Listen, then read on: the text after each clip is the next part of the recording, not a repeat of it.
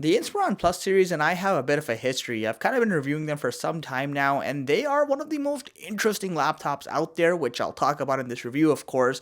The iteration I have here is, of course, the latest 2024 one. So this bad boy right here is rocking Intel's brand new Core Ultra 7 series processor. It has 16 gigabytes of LPDDR5X memory, a generous 1TB SSD. We've also got Intel's Arc integrated graphics, which is also a new series, mind you. Additionally, we do have Wi-Fi 6E and Bluetooth 5 standards on board. And finally, this is the 14-inch version of this laptop with a Quad HD Plus display.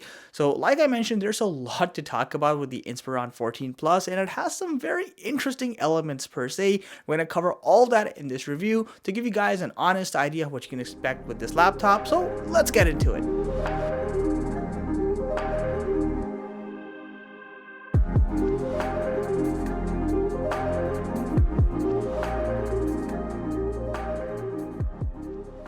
In terms of packaging, Dell's like, yeah, you've got a semi-premium product here, so we'll give you a black box, but it's still going to be pretty basic and simple. Alright, fair enough. Once you open up the box, inside behind some protective packaging, you have the Dell Inspiron Plus 14 itself. More on that in a quick minute. You also have a 100-watt charging adapter with USB-C charging out of the box. Nice to see. Also the standard wall outlet charging cable piece, and then finally some basic documentation that comes with the laptop. One of my favorite things about the Inspiron Plus series is the design, and this laptop is no exception to that. Look at those clean curves. It's linear in nature. It's not unnecessary with aggressive design elements or unnecessary grooves. It keeps a professional yet ultimately casual appeal to it, and that silver color really complements the full metallic exterior you have on this laptop, which thereby also gives it a premium finish and look in general. I really like what Dell does with their Inspiron Plus series. It's a great standard for upper mid-range laptops. Now you do have a collective weight of about 3.5 pounds, which actually puts us on the heavier side of 14-inch laptops, so that is a bit of a downside,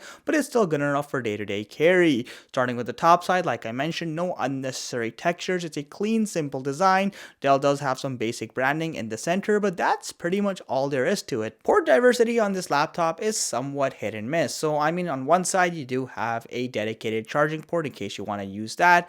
You also have a severely outdated HDMI 1.4 port, which can't project more than 1080p, unfortunately. You also have a USB-A super speed port, and then you have the only Type-C Thunderbolt 4 port on the entire device.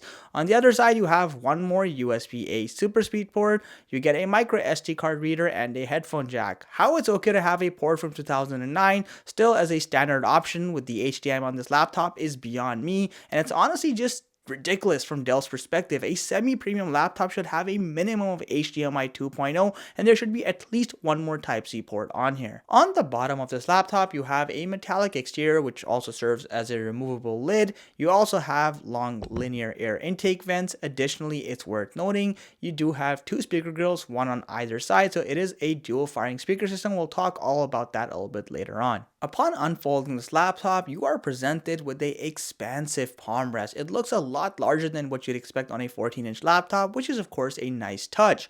At the center, you have a very large trackpad as well, which again is quite cool, but unfortunately it's a plastic surface finish rather than a glass one, which should have been the standard at this price point. The result is you have some flex on either corners, the clicks aren't as tactile, and it feels like a cheap shortcut rather than a premium experience when you're using the trackpad, unfortunately. Now thankfully, in contrast to the trackpad, the keyboard is actually quite nice. You have nice large keycaps here. They're easy to read. I love the choice of font. The keyboard is also fully backlit and it's really vivid at that. Additionally, you do have a built-in fingerprint scanner which doubles as the power button, and it's a great keyboard from a typing experience as well. You have decent amount of key travel, the keystrokes feel tactile, and overall this is a very comfortable keyboard to type on. It's definitely improved compared to previous iterations. Hinge quality here is decent as well, so there is a little bit of wobble, but it's within an acceptable threshold. A display fitting, again, you have a relatively thin chin at the bottom. It's not too noticeable, but it is ultimately there.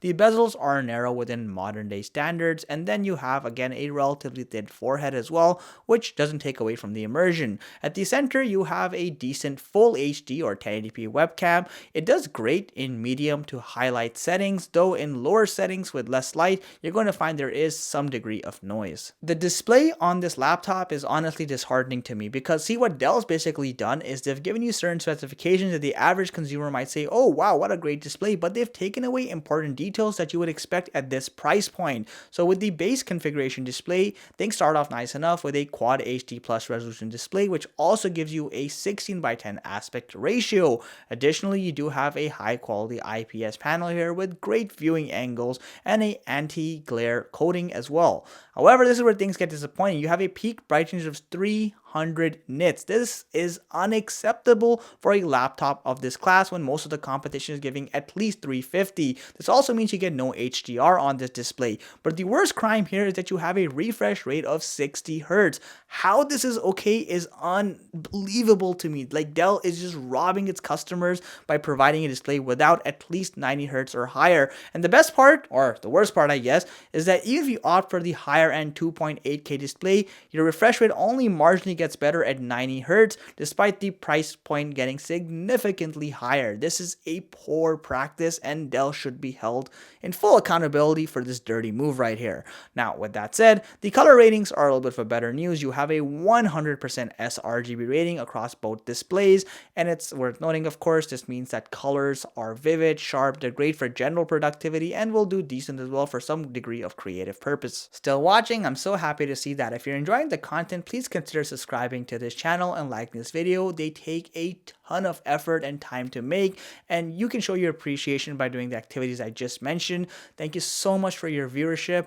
You guys are the reason I do this. Let's continue. Let's get to performance. So a quick recap. We've got Intel's brand new Core Ultra 7 155H series chip, 16 gigabytes of LPDDR5X memory on board, and Intel's latest iGPU, the Arc graphics. All of this basically means you can expect super swift day-to-day performance doing activities like web surfing or Word document crunching. Even more demanding activities like programming, code compiling, for example, are totally doable and for the most part are a smooth experience. However, work like 3D animations will not be as smooth because you don't have a discrete GPU here, so you are limited in that capacity. Now, the most demanding activities such as multi-layer 4K 10-bit video editing is hypothetically possible on a laptop like this, but I'd say it's a bit too much to chew on. Interestingly enough, the performance with 4K video editing is slightly lower than the 13th generation Intel i7 chips, which is a little disappointing, though I suspect over time with software optimization, we might see subtle improvements there. It's also worth noting, gaming is totally possible on this laptop, so games like Fortnite are now able to run in medium settings, close to 60 frames per second. There are occasional frame drops, but a lot of that has to do with poor thermals, which I'll talk about. But again, it's pretty impressive to see these kind of graphics on integrated chips. Thermals was one area where I was genuinely hoping for some major improvement thanks to the new Core Ultra series of chips, but that's just not the case here. We still hit average surface temperatures as high as 44 degrees Celsius with peak loads. Even more realistic sustained loads will yield around 40 degrees Celsius. That's not the worst part though. Fans are consistently running with this machine. We hit maximum RPMs with noise levels going as high as 54 decibels.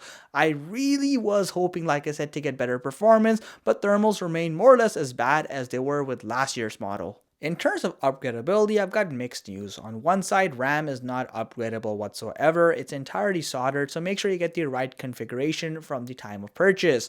Now on the other side, the M.2 slot is preoccupied already, but it can be upgraded, which is nice to see. And the Wi-Fi and Bluetooth card is also modular, so you could upgrade that down the road as well. Battery life has definitely seen some improvements as well. So we have a standard 64 watt-hour battery, but we were able to get 10.5 hours of runtime on a single charge with a general productivity use case, which is nearly 3.5 hours more than the previous generation. Speaker quality, while not great, isn't bad either. There is a little bit of depth in the overall audio quality, and there's not a lot of distortion even at higher volume levels. Here's a quick sound test for your reference. Watch me as I take off. I'll be working until I have all of my days off. Then I'm surfing in California when I'm paid off. I'll be blurring my vision, sipping on that bass sauce. La da da, watch out, I'm coming, yeah. I know, I'm a hustler. With a $1,000 price point for the configuration reviewed here today, the fact is that the Inspiron 14 Plus just isn't all that great of a laptop. I mean, things seem good at the surface thanks to a clean, modern metallic exterior design, or perhaps the fact that you have a nice keyboard, ample amount of space on the palm rest, but there's just far too many corners Dell has cut here, to the extent that I would rate this between C and B tier at best. For example, the fact that you get a subpar display sugar coated with higher resolution and Dell kind of squeezing its consumers out of ignorance just doesn't sit right with me. Or perhaps it's the fact that you have HDMI 1.4 in 2024. That port came out in 2009 and shouldn't be on a laptop like this. Or the fact that you get a plastic surface finish on the trackpad instead of a glass surface. But perhaps the worst problem here are the thermals. This laptop runs hot, it's loud, and the fact is this problem has kind of persisted for generations now, and Dell refuses to acknowledge it, let alone fix it. It's things like these that kind of just prevent me from singing praise of this machine. Though with that said, if you can find a decent deal where it's $100, $200 off, definitely go for it. It's great for general productivity. It's a powerful machine, but at its current price point, there's plenty of competition that's coming out or already has come out that just offers you far better value, generally speaking. Let me know what your thoughts are on the Inspiron 14 Plus. If you have it, let me know that as well. As always, thank you so much for watching. If you enjoyed the content, please consider subscribing to this channel and liking this video. It genuinely helps me grow. Catch you in the next one.